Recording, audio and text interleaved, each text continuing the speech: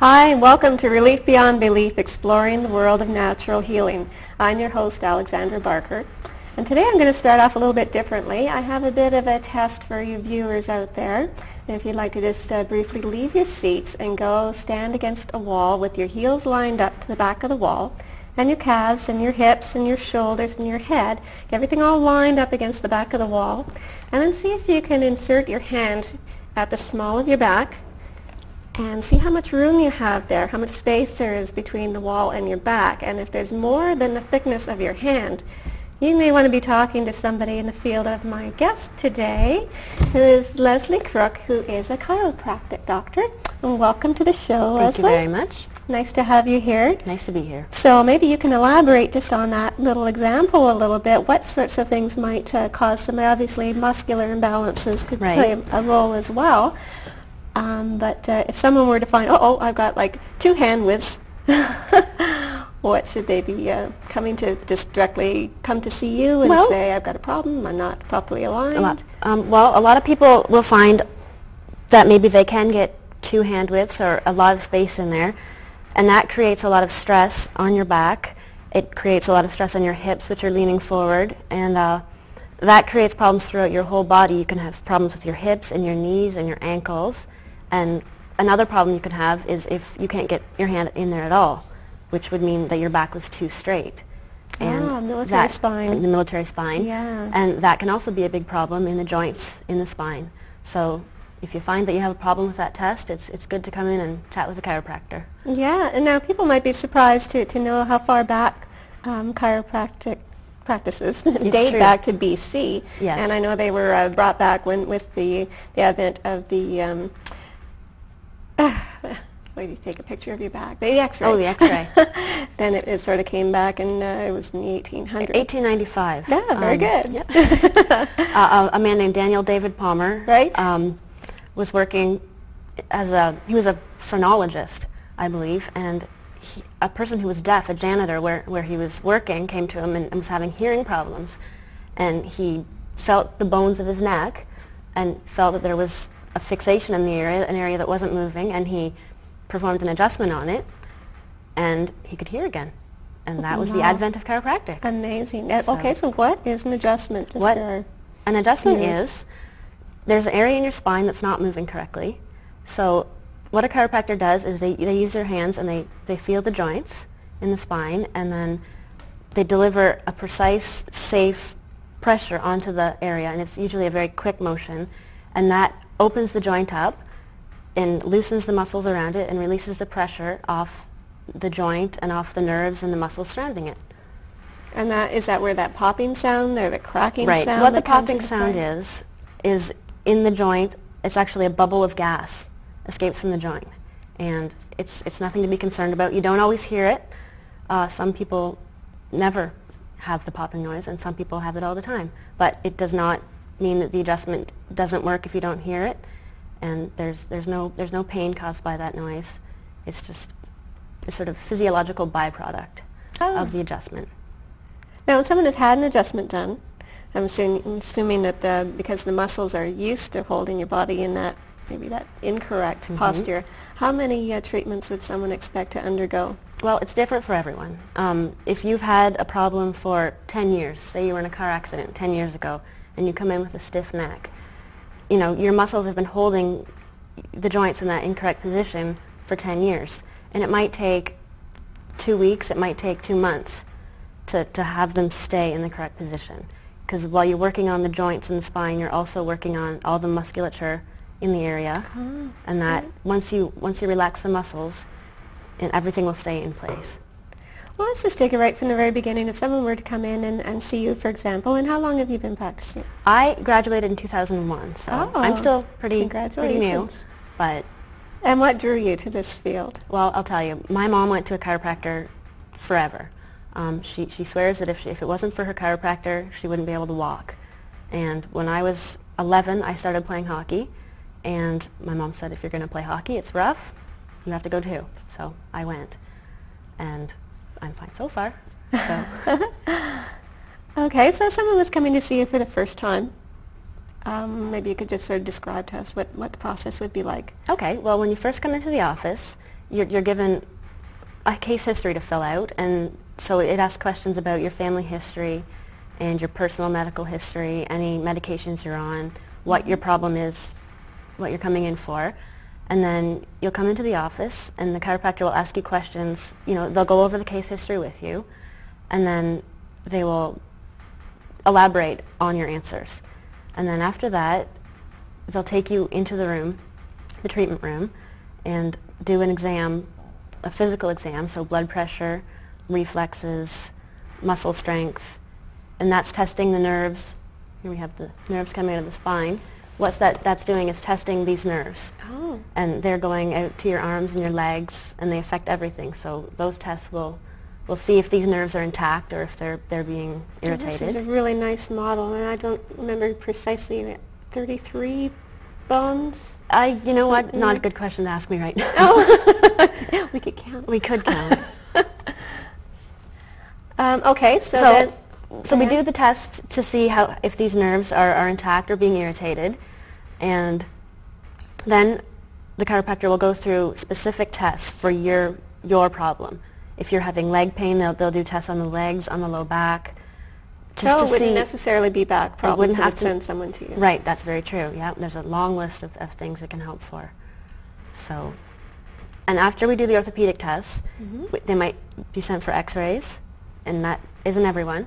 Everyone's different. If I feel that they need X-rays, I'll send them, and if not, then I won't. So the whole procedure would take roughly how long?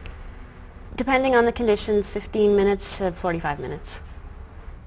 Depending how well you're moving as well. If someone's in a lot of pain, a lot of times they'll move quite slowly, and that's okay. You know, we work around that. So. And this is something that's actually for all ages. It is. From infants on, because as you know, as I'm sure you're aware, and maybe our readers aren't familiar with this, but even during the labor process and the birthing process, the spine can get just it's off. Yes, when a child is born, you know, there's a lot of twisting done. Sometimes the doctors will actually twist and pull, and that's a lot of pressure on a very young spine. So, and they do respond very well to treatment. I mean, it's actually colic. A lot of children with colic will find relief. Ah, I wish I'd known that 24 years ago. Wow.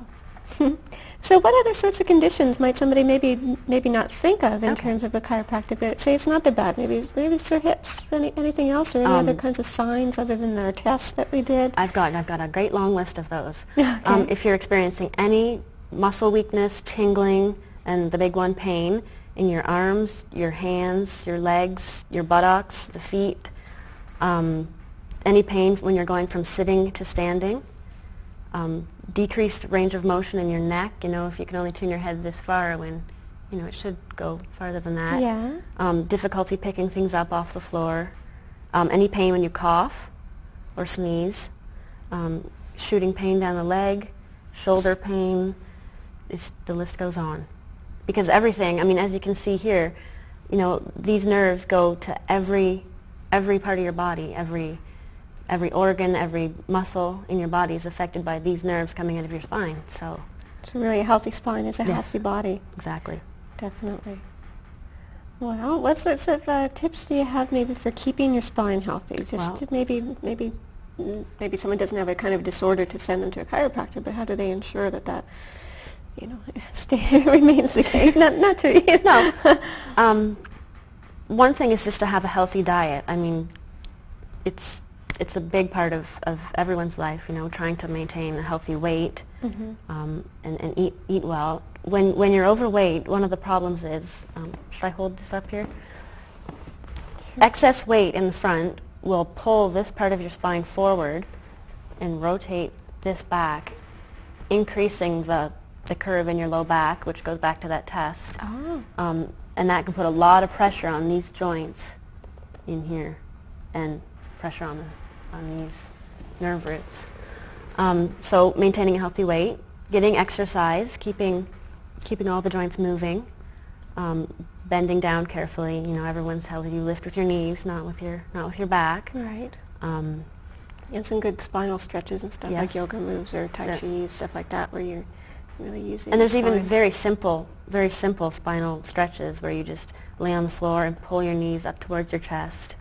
You know, you don't have to do yoga, or some people aren't able to. Yeah. And that's a very simple one, just pulling the knees up to the chest. Always to your tolerance, never. If you feel a lot of pain, you should always stop. But so how have you been finding it in terms of a practice? It must be very satisfying to be able to... well, it is. I just bought my own practice. Not And you're in Trenton? Yes, in Trenton. I'll Not put your information up. not 2 months ago. Oh, wow, I congratulations. thank you. I was practicing in Brantford and Simcoe area. And so I bought my own practice, and it's been great. I mean, I love it. It's very satisfying to have people come in and say to you, you know, you really helped my spine, or my husband came in with back pain, and in 2 visits, you know, he's been... Dr. Leslie Crook was just giving us some background information about chiropractic medicine and what it means to you, and she's going to also give us some tips today in the show that we can apply to our own lives, say in gardening and other situations where people tend to ruin their backs. So what do you suggest? It's that time of year, everybody's itching to get digging and probably haven't used those muscles for a few months. That's very true. I've already seen a few. Oh, really? Yeah. Oh. A little too much raking. Oh, raking. Raking. Oh, you got to go out there and rake all the sticks off the yard before you start. Yeah. So one of the big things when you go out to garden is to stretch. I mean, people don't think that gardening is really a lot of work, but they notice when they come in that they're sore, and a lot of people hurt their backs raking, digging, all of that. So one of the big things is to stretch before you start, and just some simple stretches. You know, sort of working your low back, making sure that everything's mobile and you're a little bit warmed up. And then I already touched on lifting. You know, bend with the knees. Yeah, use your legs. Right, and you should carry. If you're carrying something, say you've got a great big thing of potting soil, don't carry it out here. Carry it close to yourself, because the farther away it is, the heavier it gets. So right up close to yourself. Kneeling down to plant. You know, some people will squat down and hunch themselves over, and it's an unstable position to be in. So it's better to kneel, and if your knees get sore, knee pads, kneeling mats, you can get them at garden stores. That will help. And standing up, taking frequent breaks. Yeah. You know, you That's can good advice. Walk around and smell the flowers, right? Yeah. Another thing would be alternating heavy and light loads. If you have jobs that are a lot of work and then lighter jobs, just do one and then the other, instead of doing all your heavy jobs at the beginning and possibly running the risk of hurting yourself. That's a good idea. Changing hands, another thing you might not think of. Say you're using the hose and you're hosing, and this shoulder, you know, can get overworked. So if you use this hand and then switch hands, use the other hand. So is it more the lateral moves where we tend to get into trouble with our back, or like getting a twist to that forward motion? With your low back, the worst thing you could possibly do is bend over and twist. In that position, the discs between your spinal bones are in the worst possible position they can be in for injury. That's where they're weakest. So bending and twisting is something to avoid. And that's why also when you're carrying something, when you're turning, you should turn with your whole body. Don't twist yourself around and throw it on the ground. And it's the same with shoveling snow. A lot of people, I'm sure you know. Yeah. Shoveling snow is awful for your back, because people take a thing and then they twist around, and it's that twisting motion that really gets you. So. Yeah, not good at all. Yeah. Now what about when these spines start to compress? If someone comes to you with a compressed disc or something, is that something that can be corrected through chiropractic? Well, there is a limit to what we can do. These discs, what this is here, you can see the little red thing sticking out, is called a herniated disc. Oh. I'm sure you've heard, you know, some people call it a slip disc. Yeah, I was going to ask you about that, because discs don't actually Well, slip. they don't actually, you'll never find a disc that fires out the front of your spine. This is what it does. There'll be a tear in the outer fibers of this sort of jelly-like disc in between each spinal bone, and the inside can actually leak out. Oh. And that can cause 2 different kinds of problems. These bones can get closer together, which makes the hole where the nerve comes out smaller. Oh. And also, this part that protrudes can irritate the nerve root. So it's sort of a twofold problem when that happens. So Looks like it would be a painful situation. yes, that is what causes sciatica. And sciatica comes from the nerves coming out of the lower part of your spine. This can happen anywhere, but this is most likely to happen in the lower part of your spine because that's where you do a lot of the bending and the twisting, So that's where it's likely to happen. And also, if you've ever heard of someone having numbness and tingling from their neck down their hand, arm or like into their frozen hand. shoulder? Frozen shoulder is that something different? is a little bit different. That's more the rotator cuff muscles lock up. But any numbness, tingling down into the hand can come from the neck. Oh, so it's not necessarily your heart if your No, arm not necessarily, no. Especially if it's just one side. Okay. Both sides, it could be, then you would have to differentiate between heart, lungs, spine. But when it's just one side, for the most part, it will be coming from your neck, or the nerve could be trapped somewhere in the muscles in your arm. Oh, that's very interesting. Yes. And there's a lot of different ways we can, even if it's not coming from your spine, there are things that chiropractors can do. We also adjust the extremities, wrists and elbows and knees. Oh. So I didn't know that. say if someone came in with carpal tunnel, that's more of a problem in here. Here's your carpal tunnel right here across your wrist, and that is affecting nerves that come out from your spine and go down your arm, but the problem is actually in this area right here. Oh. And a lot of people are having surgery for that, and it doesn't work.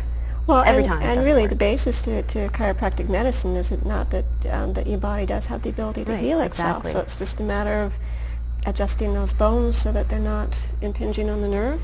That's pretty much, and we do a lot of muscle work as well. I do. I mean, everyone's different. Every chiropractor is a little bit different in the way they treat. I do a lot of muscle work in the muscles of the arm. You can, all of the tendons that go through your carpal tunnel are from muscles up in your arm. And sometimes it's those muscles that are tight that's causing the problem in there. So you adjust the bones, you work the muscles.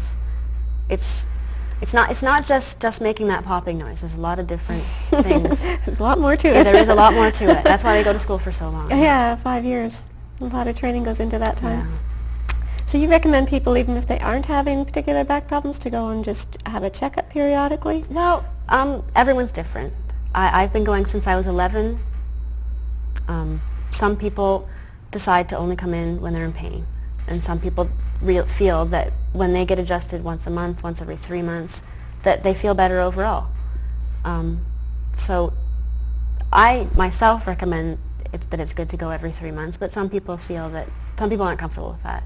Everyone's heard the stereotypes that if you go to a chiropractor you have to go forever, and that's not true. A lot of it's up to you. So you would, if someone was coming to see you for a specific condition, you would then give them almost like some exercises to go home to continue to keep those muscles from reverting back to that, where they're pulling that disc back into that position, or that bone, whatever, that vertebrae, or whatever their condition is. There's always some sort of stretch or something they get some homework. They can do at home. Yeah.